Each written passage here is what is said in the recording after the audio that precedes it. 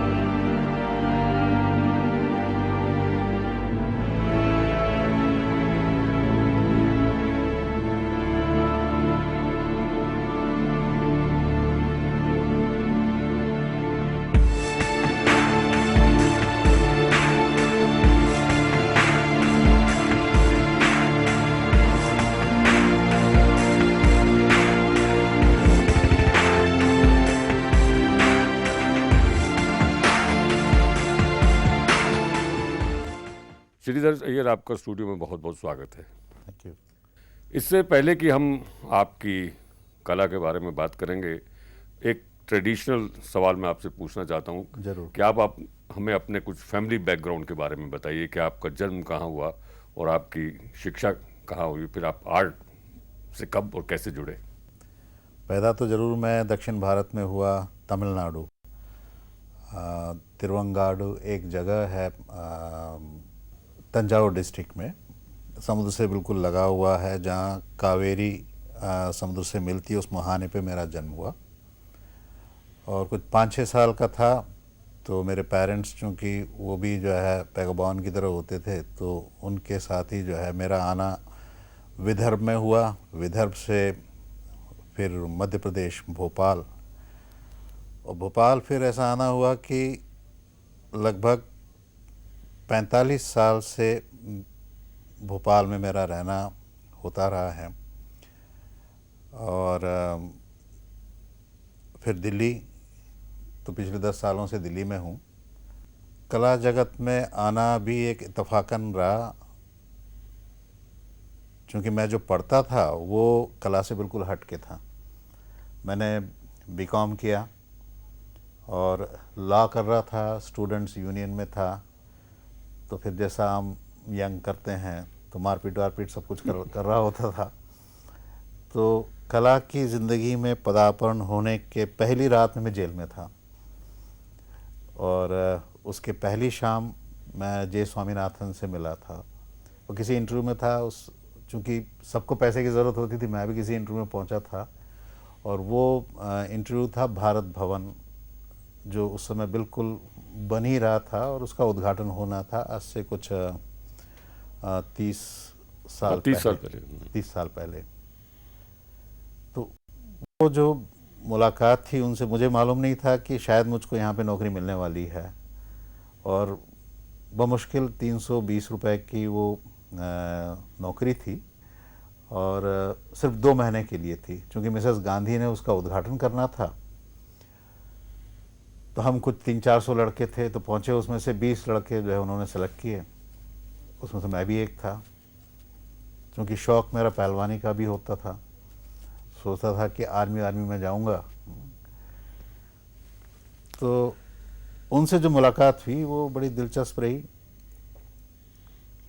शायद वही जो है मेरी ज़िंदगी का टर्निंग पॉइंट भी रहा, जहाँ से मैं आर्ट में दाखिल हुआ। श्रीधर, अभी आपने कहा कि आपके पेरेंट्स जो थे वो एक जिप्सी हाँ। खाना बदोश वो थे, तो वो ज़रा समय बताइए कि, और उसी की वजह से आप विदर्भ पहुंचे और विदर्भ से अब भोपाल। चूँकि ख़ानदानी तौर पर जो है, ऐसा कहते हैं कि वी आर सेलर्स, सामान एक देश से दूसरे देश पहुंचाते थे, और कोई वजह रही कि जिसमें कुछ जो है उठापटक हो गई और चीज़ें अस्त व्यस्त हो गई, फिर वो होटलियर में कन्वर्ट हो गए। तो कुछ पॉलिटिकल प्रॉब्लम्स थी, वो मुझे कुछ ख़ास उसका वो नहीं है, तो वो सारा कुछ बंद हो गया। ज़मीनें वमीनें सारी बेचना शुरू हुई, कुछ प्रॉपर्टी सीज हो गई, और पेरेंट्स जितने थे, क्योंकि कुटुंब होता था, 6-7 भाई थे वो, तो सब अपने अपने जो है दुनिया में बसाने के लिहाज से जो है निकलने लगे। उसमें से एक जो है मेरे पिता के जो भाई हैं वो नागपुर आ गए, जो है वो भोपाल आ गए, कोई जबलपुर चला गया। तो कुछ एक तरह से जो है एक बिखरना शुरू हुआ, और सबसे पहले पिताजी आए, और वो भी कुछ अपने कुछ ढंग से जो है उन्होंने जमाना शुरू किया, किसी गवर्नमेंट जॉब में आए। फिर चूँकि उनका भी कुछ रुझान जो है वो स्पिरिचुअल रहा है, योग वगैरह ये सारा कुछ करते रहे। आज वो जीवित हैं, 90+ हैं, और प्रीस्ट हैं। तो सारी कम्युनिटी के लोग जो है वो जितने लोग होते हैं उनके पास पहुंचते हैं, कुछ उनके अंदर कुछ बात है, पता नहीं क्या। श्रीधर, ये कला यात्रा हम जारी रखेंगे, अभी रुकेंगे कमर्शियल ब्रेक के लिए।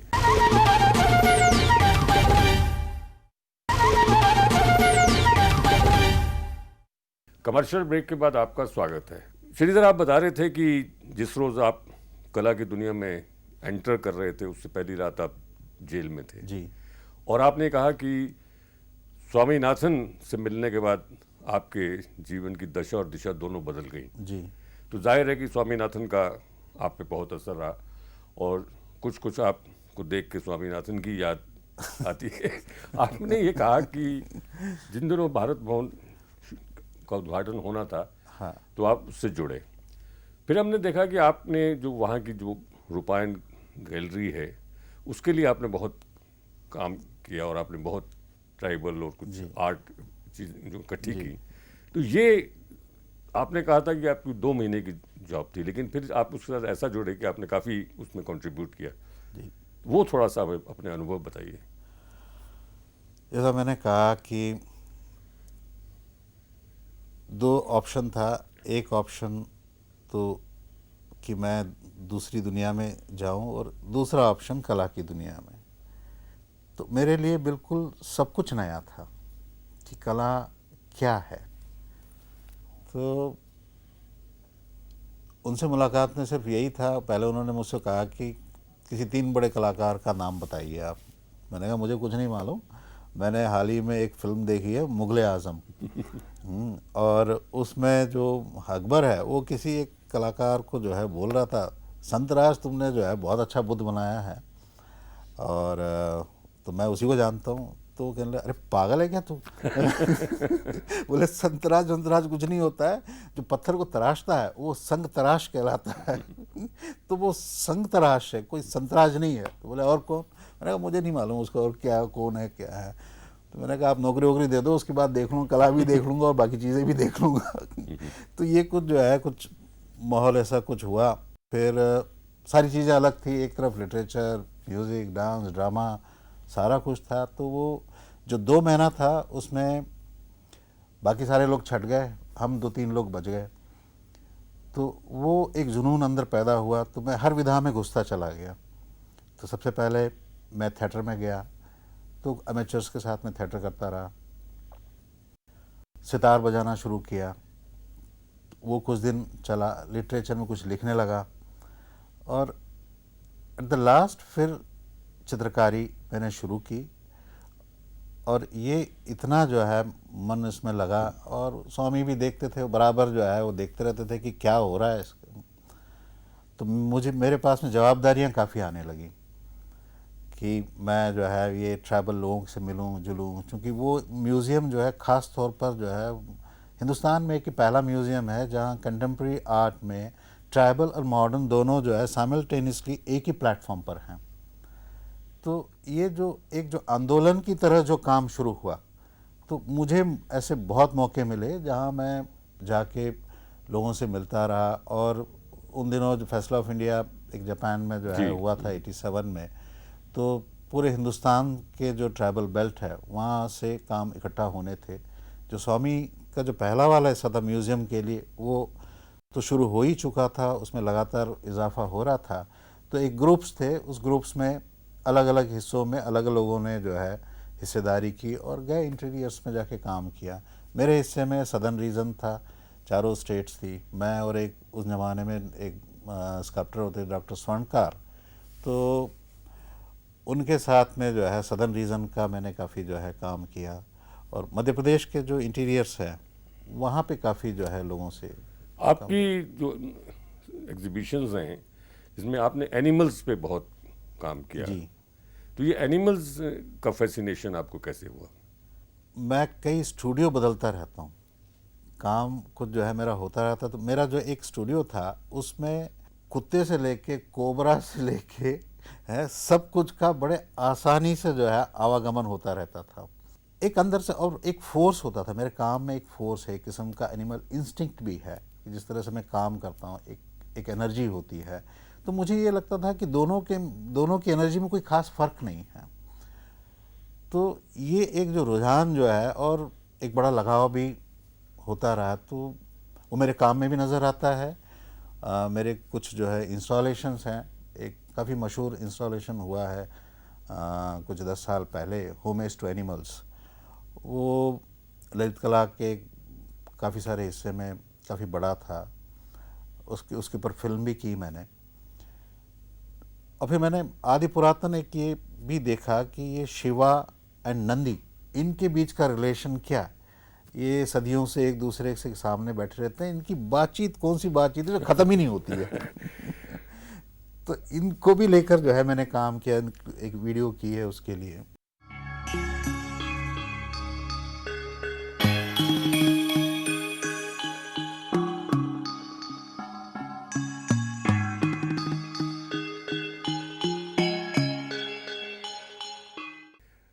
श्रीधर, अभी आपकी दिल्ली में एक नुमाइश चल रही है जो बहुत दिलचस्प है कई मानों में।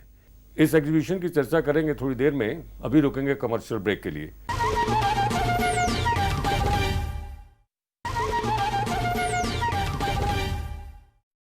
कमर्शियल ब्रेक के बाद आपका स्वागत है। ये जो आपकी नुमाइश दिल्ली में हो रही है, इसमें जो अपने मटेरियल इस्तेमाल किए, वुड स्ट्रॉ, तो ये एक बिल्कुल जिसको कि लोग अपना हर साल कूलर बदलते हैं, वो चीज़ें फेंक देते हैं, और आपने उसका बड़ा खूबसूरत इस्तेमाल किया, और आपने उसमें जो रंग इस्तेमाल किए वो बिल्कुल एक डिफरेंट फीलिंग देते हैं। ख़ासकर जो आपने कोठी उसका बना दिया जी। तो ये जो है, ये इसे वेस्ट मटेरियल कहेंगे या इसे इस आर्ट को आप क्या कहते हैं? मैं जो कि हमेशा ही जो है प्रयोगधर्मी कलात्मकता को जो है तवज्जो देता रहा हूँ। और मैंने अपने पिछले 30 साल के कला की यात्रा में बहुत सारे मटेरियल्स को लेकर काम किया हुआ है, जिसमें आयरन है, कॉटन है, प्लास्टिक्स है। ऐसे बहुत सारे जो मटेरियल्स हैं वो हमेशा जो है वो एक फैसिनेटिंग एक उसमें जो है एक फैक्टर रहता रहा है। तो और मेरा जो है रिवर से काफ़ी लगाव रहा है। वो तो आपने कहा कि आपका जन्म ही हाँ, तो नदी गंगा जो है मेरे लिए जैसे जो है पता नहीं क्या है, तो उसकी पूरी मिस्ट्री के ऊपर मैंने जो है काफ़ी सारा काम किया हुआ है। हरिद्वार से लेके तपोवन तक मेरी कुछ फिल्में हैं, उसमें इंस्टॉलेशंस हैं, वो कभी आएंगी, कुछ तो कुछ निकली हैं।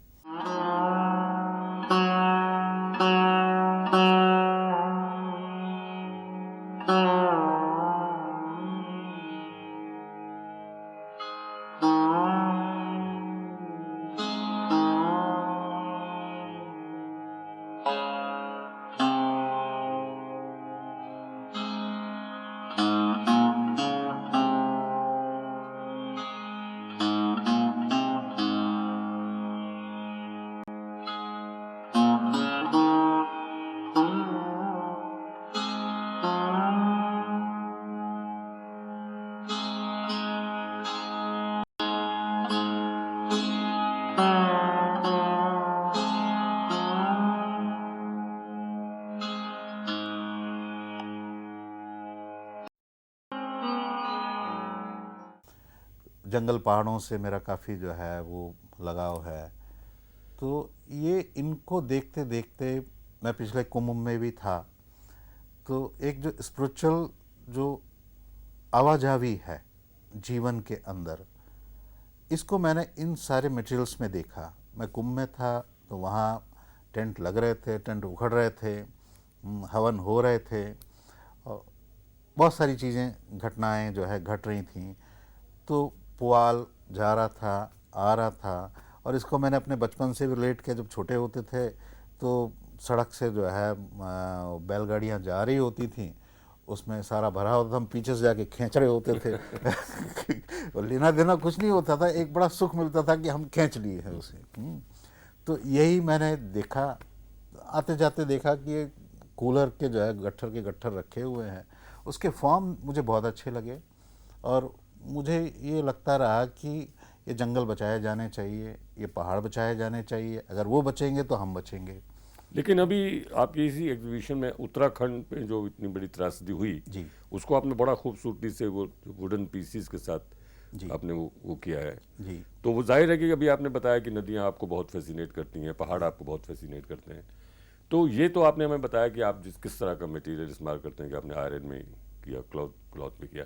एक मुझे याद है कि आपने जब कपड़े की बात की, पिछले दिनों एक अलका रघुवंशी ने एक शो किया था एहसास के नाम से, जिसमें आपने कुछ स्क्रॉल बनाए थे, और आप खुद भी रैंप पे आए थे। नई योजना है जो जिस पे आप काम कर रहे हैं? एक तो चूँकि ये जो कूलर और जिस तरह का जो मटेरियल मैं यूज़ कर रहा हूँ, खसखस के